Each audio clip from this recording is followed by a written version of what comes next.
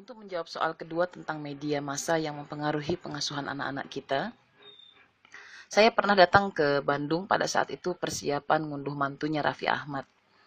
Saya tanya sama wedding organizer-nya, yaitu kebetulan teman saya, Bunda Inge, itu kenapa ya Raffi Ahmad bikin acara perkawinan sampai berhari-hari dan itu diliput oleh RCTI full selama 7 hari.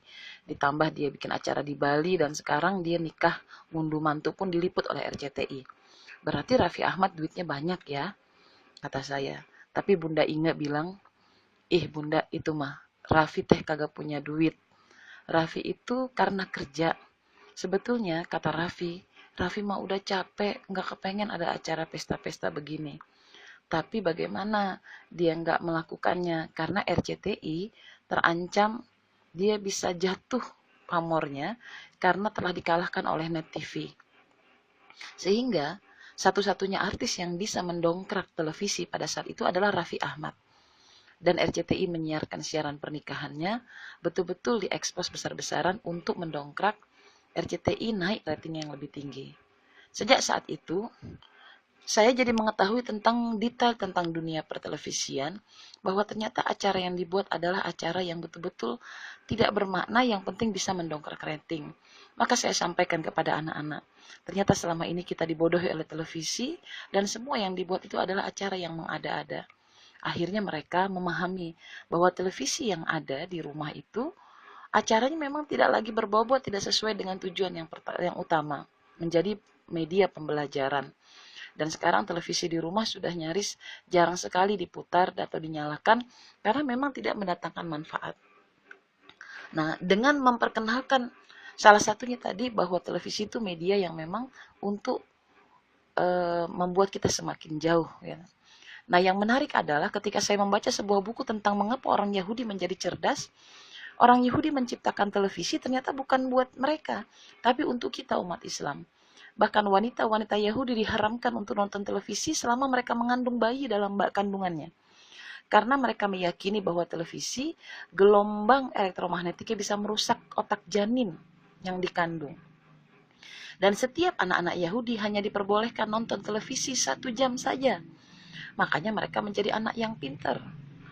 Kalau tiba hari masa ujian, anak-anak Yahudi itu akan membebaskan anak-anak mereka untuk tidak belajar di dalam ruangan kelas.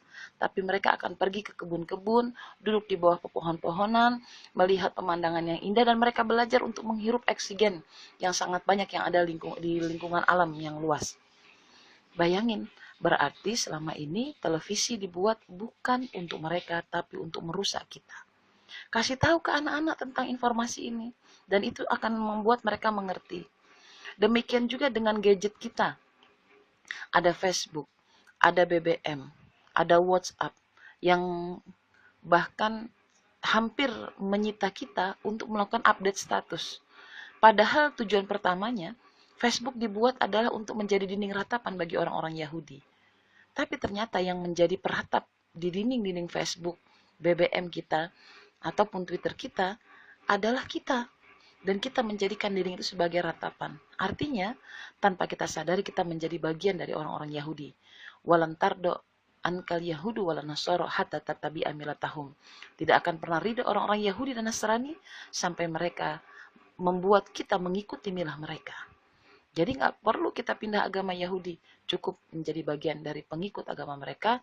Ini yang membuat hari ini umat Islam dihancurkan. Nah, apa yang harus kita lakukan? Kembali kita jelaskan lagi pada anak-anak bahwa media televisi, media internet adalah benda-benda yang bergerak terlalu cepat.